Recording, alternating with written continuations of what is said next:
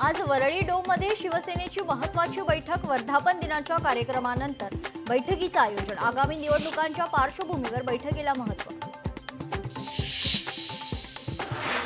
नांदेडमधील भाविकाकडून माऊलींना सोन्याचा मुकुट अर्पण 1 कोटी रुपये किमतीचा सोन्याचा मुकुट अर्पण तर रामीणवार दाम्पत्याकडून आळंदीत मुकुट अर्पण। महाबळेश्वर परिसरात पावसाचा जोर वाढला। पावसामुळे कोयना धरणात 45,121 क्युसेक पाण्याची आवक। कोयना धरणात 30 टीएमसी पाणीसाठा शिल्लक। तापोळा कोयना परिसरात मुसळधार पावसाचा कहर। पावसामुळे सौंदरी खरोशी रस्ता पाण्याखाली। पावसामुळे जनजीवन विस्कळीत। 7 ते 8 गावांचा संपर्क तुटला। नाशिकच्या गोदावरी नदीपात्राजवळ कार बुडाली। बुडालेली कार बाहेर काढण्यासाठी प्रयत्न सुरू। जोरदार पावसामुळे गोदावरी नदीच्या पाणी पातळीत वाढ।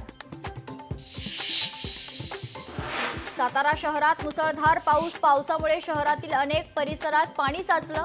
नागरिकांना घराबाहेर न पडण्याचे प्रशासनाकडून आवाहन। भिवंडी शहर आणि ग्रामीण भागात मुसळधार पाऊस। पावसाचा जोर कायम राहिल्यास परिस्थिती बिकट होणार। कामवारी नदीच्या पाणी पातळीत देखील वाढ।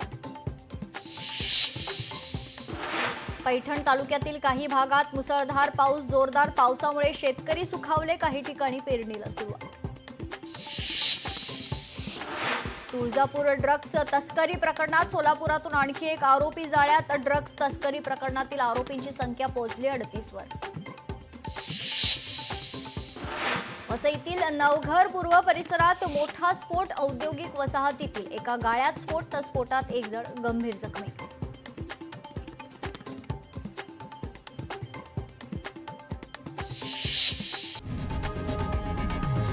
लोकशाही मराठी ऐका, पहा, जागरूक रहा।